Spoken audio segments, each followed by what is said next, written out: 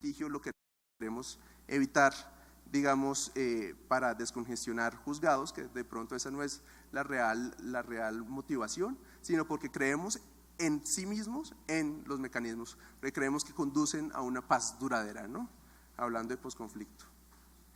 Pero uno va a hablar y va a vender este tipo de cosas, pues yo ya llevo 4 años hablando de esto, y le van a decir, no, es que me va a meter arbitraje online, esa cosa es costosísima, complejísima, eso vaya usted a la Cámara de Comercio, solo van los ricachones a la Cámara de Comercio para que le solucionen sus controversias. Pues eso es muy falso, ¿no? Porque acá tienen unos programas buenísimos de MIPYMES que han demostrado que el arbitraje puede ser realmente barato y con soluciones muy superiores de lo que uno encontraría en el sistema judicial.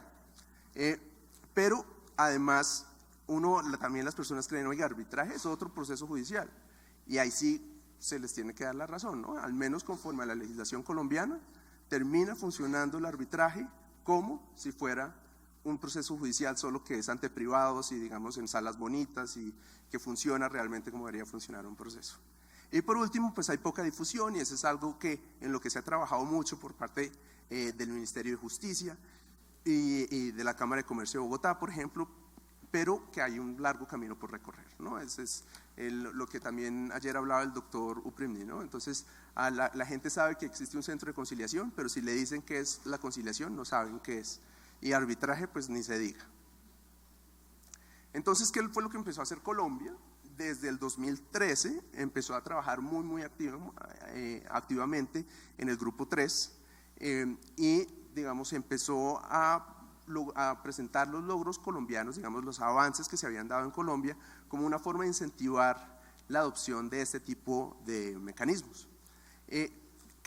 ¿Con qué se terminó enfrentando Colombia al final de todo esto? Y es que las dos grandes potencias quedó en medio de un sándwich muy difícil de manejar, y el Grupo 3 ahorita incluso está en discusiones de que se vaya a cerrar por falta de consenso. Entonces se va a cerrar y de pronto algún día se abre.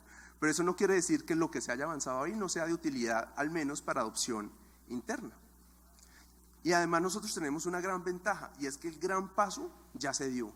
El gran paso que era el legislativo ya se dio. Nos toca dar otro paso todavía más grande, que es el cultural, pero el legislativo se dio con la ley 1563 del 2012, el estatuto arbitral, y nosotros tenemos el artículo 23 que nos dijo claramente que el uso de las TIC debía aplicar en todo lo que estuviera relacionado con arbitraje, en presentación de alegatos y memoriales, en notificaciones, en manejo tecnológico de documentos, en modelos de manejo de juicios, y es algo que, por ejemplo, ya se está empezando a ver acá en los arbitrajes de la Cámara de Comercio.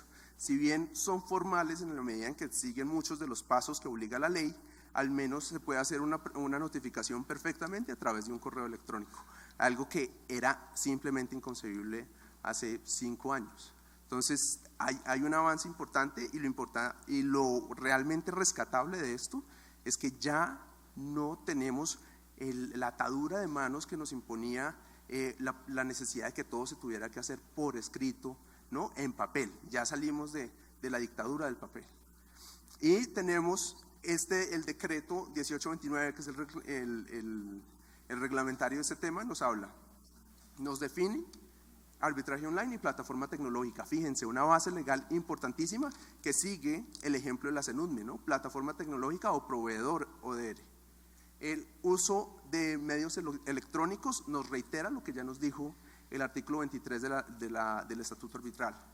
Las notificaciones electrónicas, la lista de árbitros que se haga para arbitraje virtual, reconociendo, entre otras, que el arbitraje virtual no va a seguir la misma lógica de un arbitraje normal, porque va a ser mucho más rápido. Luego, los árbitros que se requieran, primero, no tendrán que ser abogados, y segundo, tendrán que estar dispuestos a trabajar un mayor volumen de casos a unos honorarios mucho menores. Presentación de documentos, realización de audiencias.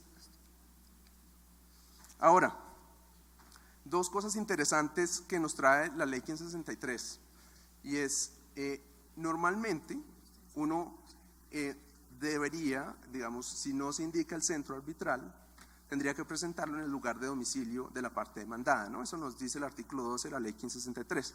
Entonces yo en mi pacto arbitral no indico cuál era el centro arbitral, luego me voy a tener que ir al de la demandada. Y si entonces sea que si mi demandada está en Medellín, entonces buscaré un centro arbitral en Medellín, el de la Cámara de Comercio de Medellín o cualquier otro. Pero fíjense lo interesante que nos trae el 1829. Si yo en mi pacto arbitral no incluyo el centro arbitral, puedo utilizar cualquier centro arbitral, porque se entiende que al ser virtual tiene alcance en todo el país. Entonces fíjese también de nuevo cómo nos está cambiando la lógica, y esto nos lo hizo el decreto 1829 para abrir un poco la cabeza a la posibilidad de un procedimiento de este tipo. Entonces, ¿cuáles son las reglas modelo? Y acá, digamos, se trató de empezar a trabajar en temas de consumo, pero cosas de la vida por la implementación de la ley sobre garantías mobiliarias. Se está trabajando muy activamente en un reglamento modelo para garantías mobiliarias. Parte de una base muy sencilla, que uno pueda hacer una demanda por correo electrónico con una descripción de los hechos y una petición acompañada. Una cosa sencillita, un formulario online. La contestación de la misma manera. ¿Recuerdan esa etapa de diagnóstico? Que sigue exactamente lo mismo. Y fíjense lo interesante, aquí ya nos olvidamos de las audiencias.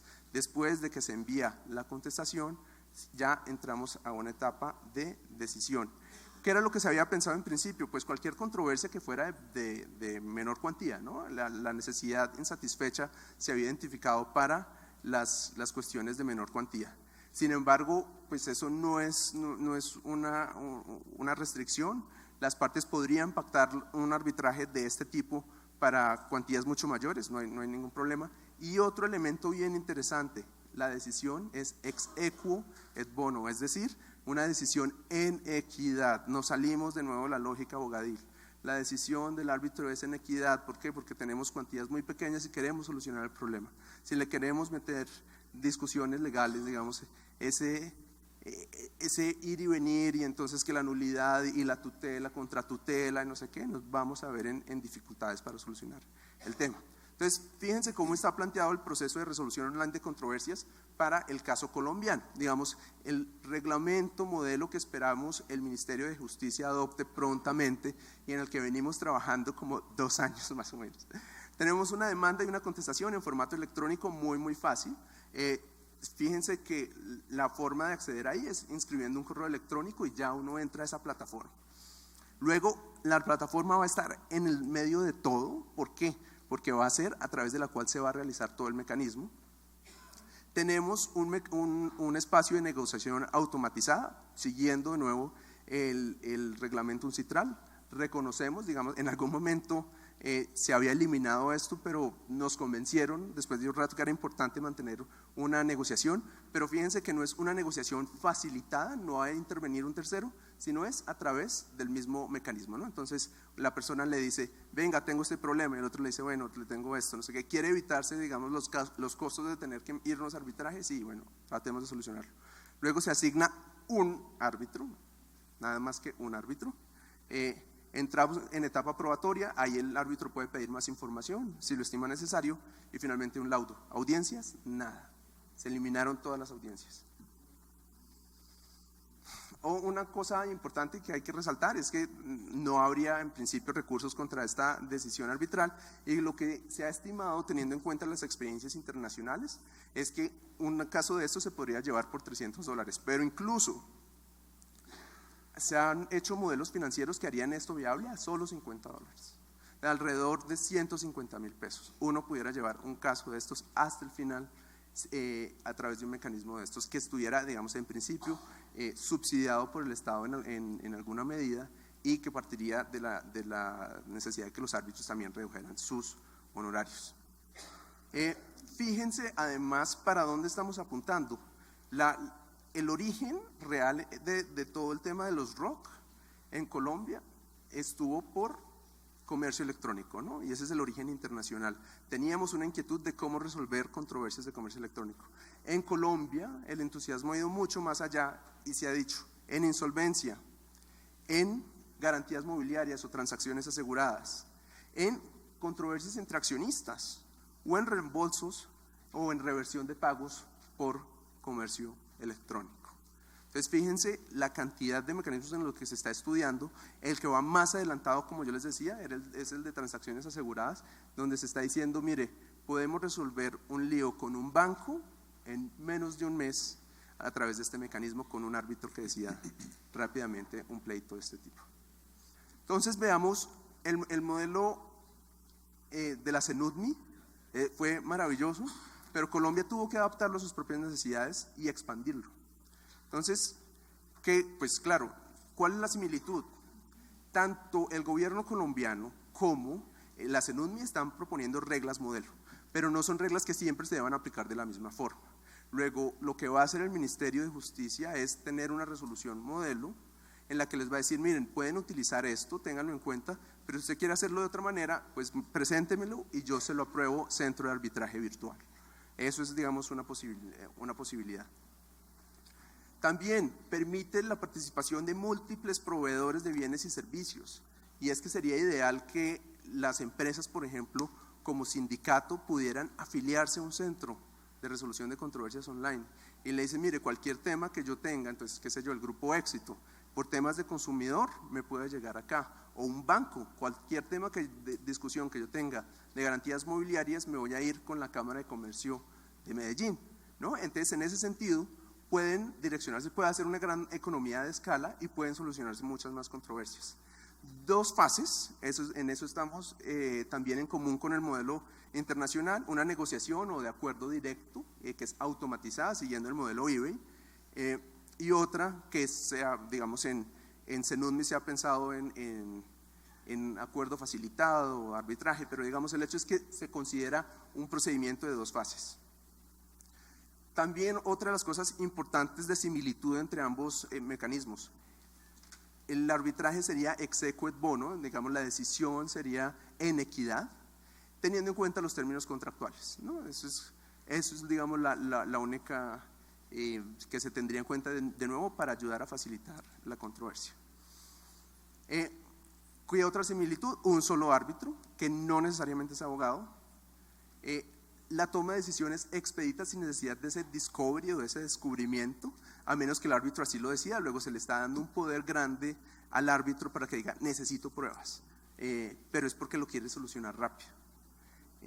Y digamos, si hay preocupación en el tema de fraude informático, a través de la implementación de protocolos de seguridad e identidad en todos los mecanismos que se lleven a cabo. Entonces, esas son las similitudes entre ambos sistemas. ¿Cuáles son las diferencias? Nosotros en Colombia lo hemos concebido como un mecanismo que no necesariamente debe aplicarse a controversias de consumo. En Colombia nosotros entendemos que puede aplicarse a cualquier controversia, incluyendo comercio electrónico, temas civiles y comerciales, porque no hay nada en la ley, de nuevo volvemos a la ley 1563, que restrinja el arbitraje electrónico a determinadas materias. De hecho, la ley 1563 derogó la prohibición de arbitraje de consumo, con lo cual, digamos, abrió las puertas a que se pueda hacer un arbitraje de consumo, incluso un arbitraje online. En el ROC a la colombiana nosotros tendríamos negociación y arbitraje. Después de la negociación en el mecanismo UNCITRAL se ha hablado de arbitraje y mediación, luego pues eso ha generado más confusión en nuestra opinión. Luego el laudo del modelo CENUDMI tiene un gran problema, y es que se tendría que hacer reconocer y ejecutar a través de la Convención de Nueva York, porque es un laudo internacional. Luego eso genera también bastantes problemas. En el caso colombiano no hay ningún problema porque la ley le da el carácter de decisión judicial a la decisión arbitral. Luego también tenemos ahí un avance grande en temas de ejecución. Entonces con eso les agradezco mucho.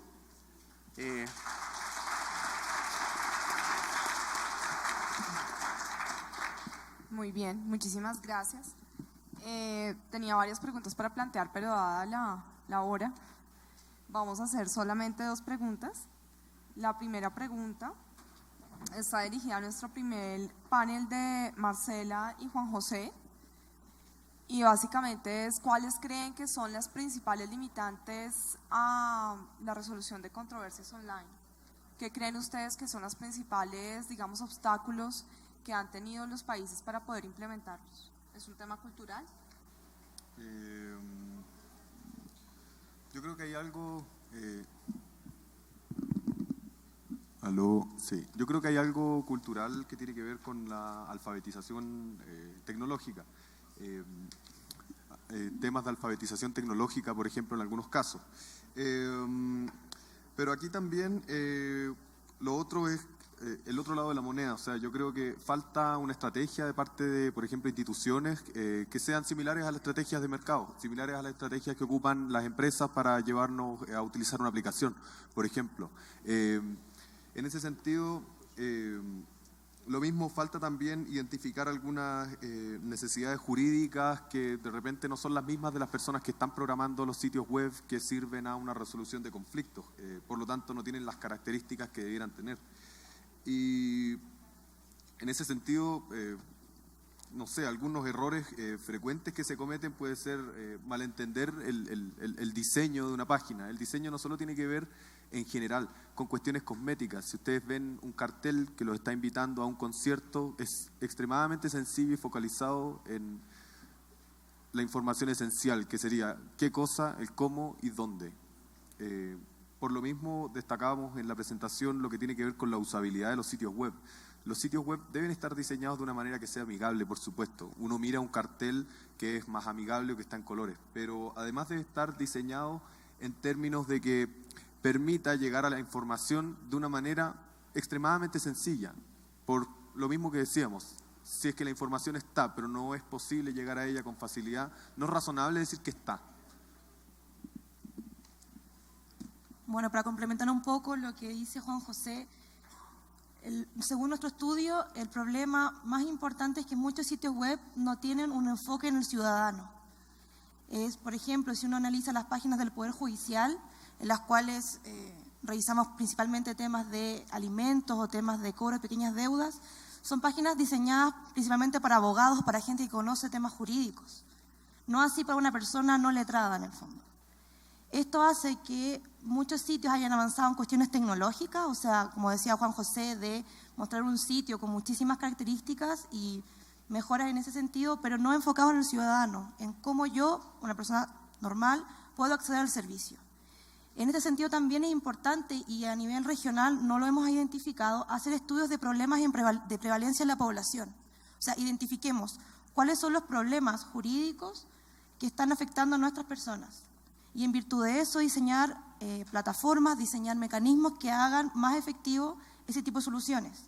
Y en general también tratar de conocer a la población. Eso es principalmente lo que hemos identificado mediante nuestro estudio. Perfecto.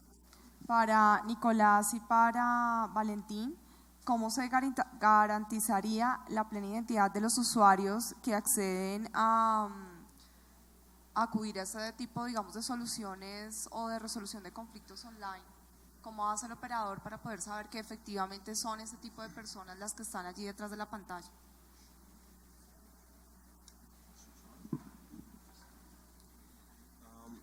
This is a very common question concerning online. Está muy común en lo que se refiere a resolución de conflictos en línea. Yo diría que con base en las prácticas nuestras y los diferentes proyectos en los que hemos participado durante la etapa The problem of the identification of the parties is not important because it remains an informal practices. So an email address would be sufficient, but we can also imagine using a mobile cell phone or celular o un número de celular. La pregunta es un poco más compleja en la etapa que llamamos homologación de la transacción. Entonces, por ejemplo, si la fase de negociación o de mediación llega a una transacción, aún sigue siendo posible pedir al juez que homologue los documentos. Y como no somos ideólogos en esta pregunta, es posible enviar una carta a la dirección física y la persona va a leer toda la información relativa a la información. Entonces no es solamente en línea, sino también puede ser, no es solo online, sino también puede ser offline, fuera de línea. En Francia, o por ejemplo en Quebec, se usa esto, de lo del domicilio físico, la dirección física. Pero hay proyectos interesantes que le apuntan a crear una identidad para cada ciudadano. Y es el caso para una serie de servicios. Si piensan en cuando uno está pagando los impuestos en línea, por ejemplo, es posible en Canadá hacer esto.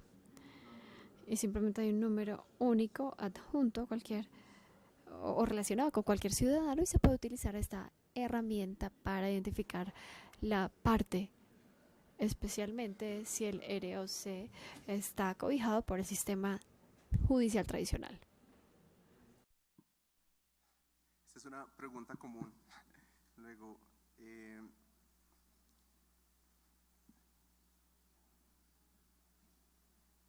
y es perfectamente entendible. Digamos, el tema del fraude es algo que siempre se va a querer evitar, sobre todo en un medio anónimo, como lo habíamos descrito. Digamos, nadie sabe si eres un perro, ¿no? Entonces, hay una gran preocupación en torno a eso. Sin embargo, digamos, en el caso colombiano, el centro virtual o la plataforma tecnológica, el proveedor de ROC, tiene que ser aprobado por el Ministerio de Justicia. Luego, son estándares de seriedad iguales a los de un centro arbitral, ¿no? Se entiende que aquí también se está administrando justicia. Y en ese sentido, todos los temas de autenticación, de verificación de la demanda, todo ese tipo de temas, también deben ser verificados. Lo que se ha pensado digamos, dentro del reglamento para garantizar la identidad, y es algo muy sencillo, es, por favor, escanee su cédula y me la adjunta.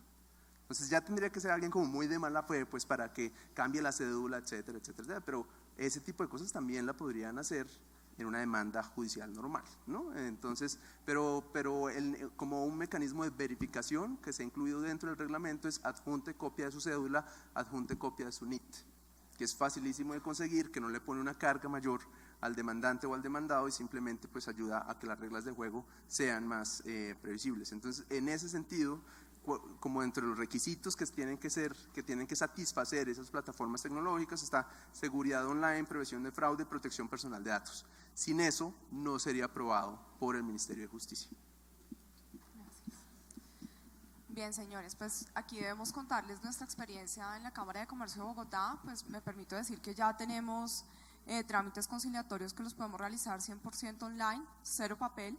La tendencia es pues ir al cero papel. Obviamente, como les contaba, la idea es migrar de a pocos y adicionalmente que esto sea un servicio que sea útil para las personas, es decir, que no sea una camisa de fuerza, que no sea algo que decimos de un día para otro, a partir de hoy vamos a tener todo online, porque inmediatamente el sistema fracasa. ¿En qué sentido? En que nos tenemos que preparar y para prepararnos tenemos que ir paso a paso.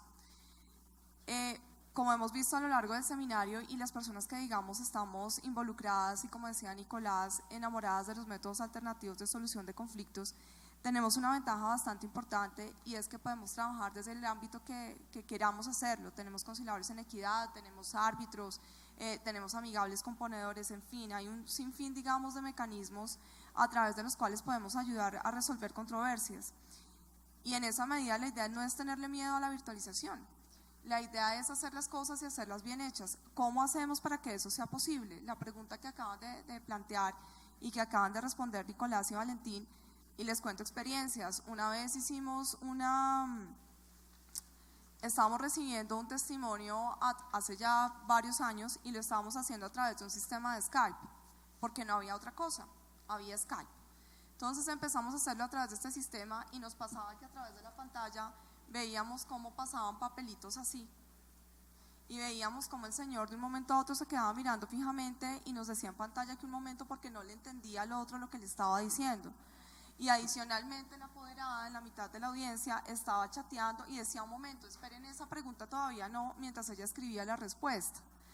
Entonces es de esas experiencias que debemos aprender, lo cual no quiere decir que eso funcione mal, es cómo lo hacemos. Entonces, si yo voy a practicar un testimonio, pues busco una entidad similar a la entidad prestadora de servicio para que por favor siente a esa persona, le reciba el documento y se asegure que esa persona esté allí sentada sola y que se le va a poder tomar un testimonio, ¿sí? Pero eso no quiere decir que sea imposible hacerlo, y al igual también retomo las palabras de Nicolás, se trata a partir de la buena fe, no de la mala fe de los operadores. Es un tema, es igual que cuando empezamos a hacer también transacciones con la tarjeta de crédito. Al principio nos daba mucho miedo, Hoy en día muchas veces preferimos hacerlo a través de la tarjeta de crédito que tener la plata en efectivo